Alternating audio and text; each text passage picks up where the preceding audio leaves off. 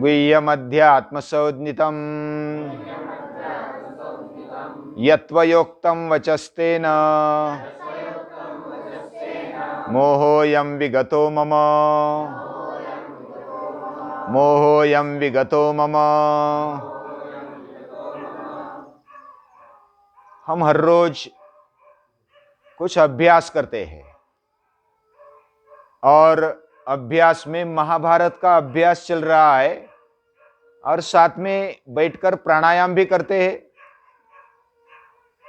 और एक अभ्यास भी होता है, यानी कि एक तत्व का अभ्यास। ये गीता में बताया हुआ है, वो अभ्यास भी हमारा चलता है। यह अभ्यास और शारीरिक अभ्यास, ये दोनों जब साथ में होता है तो हमारा जीवन धीरे धीरे विकसित होते जाता है। पहले अध्याय से लेकर के पहले अध्याय में अर्जुन ने विषाद किया और वो भी भगवान के साथ जोड़ दिया। भगवान ने पहले तो थप्पड़ लगाया, उसके बाद कुछ ज्ञान की बातें बताई और कर्म उसको करना ही चाहिए। कर्मण्येवाधिकारस्ते, कर्म करना ही चाहिए, यही तेरा अधिकार है, बाकी फल की इच्छा मत कर। ऐसा बोलकर कर्म का ये कुरुक्षेत्र का महत्व बताया। ये महत्व बताकर फिर कर्म और कर्म के बारे में अलग अलग जो भी हमारी समझ है उसको कैसे क्लियर किया जा सके वो बताया। धीरे धीरे कर्म और संन्यास में क्या अंतर है, संन्यास क्या है, कर्म क्या है और हमें कर्म क्यों करना चाहिए ये बताया। कर्म में बुद्धि होनी चाहिए और भक्ति भी होनी चाहिए, ये भी बताया। और 7वें अध्याय से लेकर भक्ति का महत्व बताकर भक्ति की कितनी महत्ता है और अंतिम समय तक भक्ति से हमें लगे रहना चाहिए, यानी भक्ति करनी चाहिए। और 9वें अध्याय में सभी के लिए सरल मार्ग यही है, यही बताया, राजमार्ग। और भक्ति का फाउंडेशन देकर उसको कैसे और पक्का किया जा सके ये 10वें अध्याय में बताया, विभूति योग से। भगवान ने अपना ऐश्वर्य खुला कर दिया और सभी को बताया कि इस प्रकार श्रद्धा पक्की करनी चाहिए।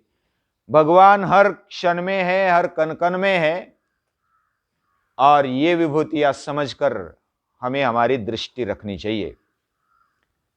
10वें अध्याय की पार्श्वभूमि के ऊपर 11वां अध्याय ये शोभायमान होता है। 11वें अध्याय में जैसे 10वें अध्याय में विभूति का वर्णन किया, वैसे 11वें अध्याय में विश्वरूप दर्शन दिखाया है।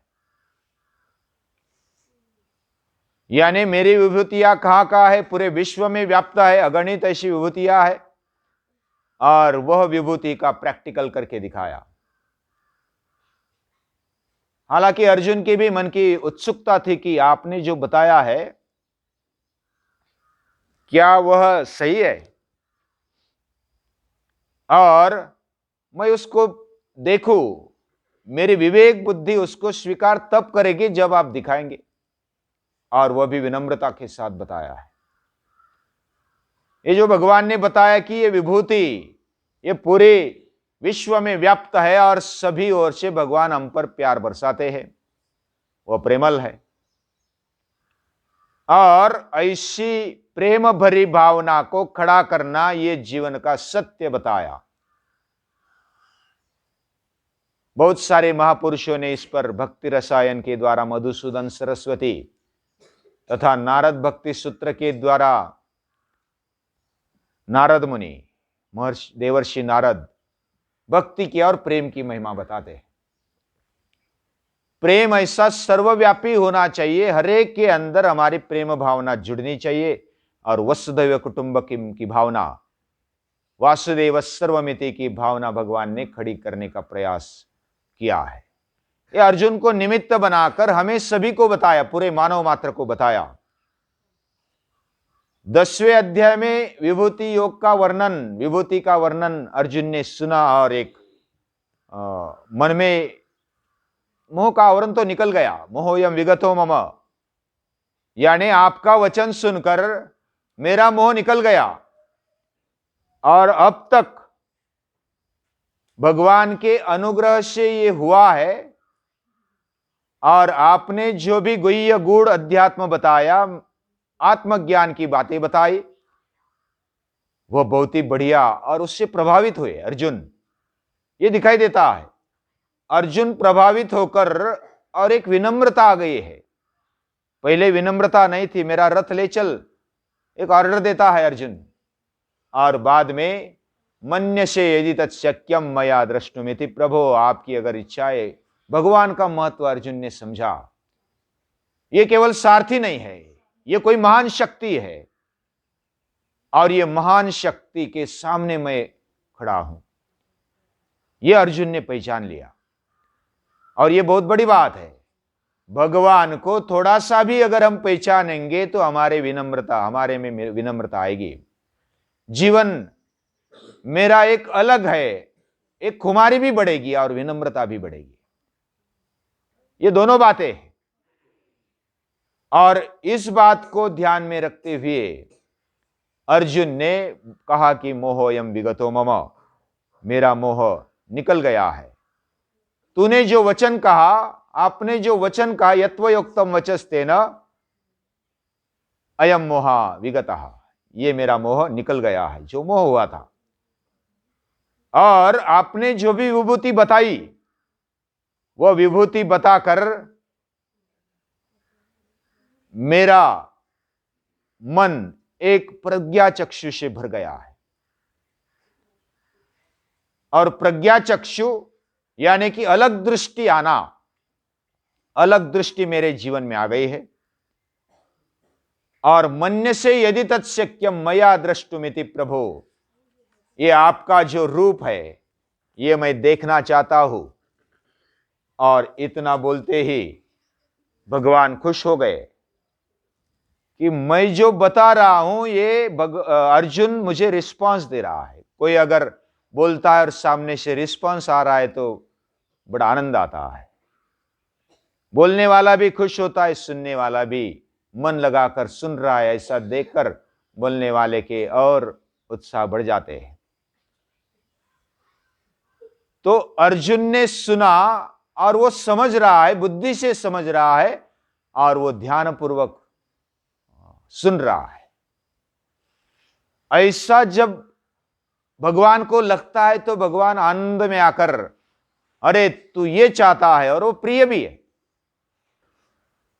तो पश्चिमे पार्थ रूपाणी, यानी अर्जुन ने इच्छा की ही और तुरंत पश्चिमे पार्थ रूपाणी, देख ले मेरा जो रूप है, अलग अलग रूप है, वो तू देख ले। शतशोत सहस्त्रशः, सैकड़ों हजारों रूप तू देख ले। नाना विधानि दिव्यानि नाना वर्णाकृतिनि च, हम जब सृष्टि में देखते हैं तो ये रूप हमें दिखाई देना चाहिए। और ऐसे बहुत सारे रूप तू देख ले, और तू जो इच्छा कर रहा है उसको पूरी कर ले। अभी ये जो दिखाने के लिए अखिल विश्व का रूप भगवान ने दिखाने का जो आरंभ किया है, तो भगवान के ध्यान में आया कि ऐसी चर्म चक्षु से देख नहीं पाएगा कोई भी। भगवान का रूप केवल आंखों से देख नहीं पाता है, हमें भी भगवान देखना होता है। हमें भी इच्छा होती है कि भगवान को देखे, कहां है वो छुपा हुआ, लेकिन हमारे चक्षु से हम देख नहीं पाते। अर्जुन भी देख नहीं पाता, और इसलिए भगवान ने कहा कि दिव्यं ददामि ते चक्षु, तुझे मैं दिव्य चक्षु देता हूं। यानी खुद मालूम पड़ा और इच्छा प्रकट की, और बोले कि अरे मैं तो भूल ही गया, तुझे दिव्य चक्षु देना चाहिए। जैसा 3D फिल्म देखी ना आपने, 3D फिल्म में चश्मा लगाना होता है, और चश्मा लगाने के बाद वो दिखती है, नहीं तो दिखती नहीं है। पिक्चर चल रहा होता है लेकिन पिक्चर दिख नहीं पाते, तो उस समय चश्मा लगाकर हम देख पाते हैं। तो चश्मा लगाकर देखते तो डायरेक्ट हम अपने आंखों के सामने देख रहे ऐसा लगता है। वैसा दिव्य चक्षु मैं तुझे अभी तक दिया नहीं हूं, दिव्यं ददामि ते चक्षु, और भगवान को जब देखना है, उसकी कृपा होगी तभी हम देख पाते हैं, वरना देख नहीं पाते। भगवान जब अपने ऊपर कृपा बरसाता है, उसका एक कृपा छत्र हमारे पर पड़ता है, तब भी हम भगवान को देख पाते, वरना देख नहीं पाते। ये दिव्य चक्षु यानी हमारा प्रज्ञा चक्षु है। प्रज्ञा चक्षु के द्वारा ही हम भगवान को देख पाते हैं। दिव्य चक्षु ये विकास के लिए एक बड़ा दिशा देने वाला पत्थर है।